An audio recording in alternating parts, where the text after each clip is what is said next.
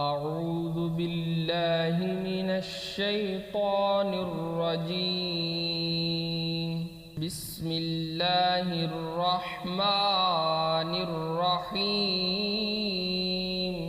إذا زلزلت الأرض زلزالها وأخرجت الأرض أثقالها وقال الإنسان ما لها يومئذ تحدث أخبارها بأن ربك أوحى لها يومئذ يصدر الناس أشتاتا ليروا أعمالهم فمن يعمل مثقال ذرة خيرا يره ومن يعمل مثقال ذرة شرا يره.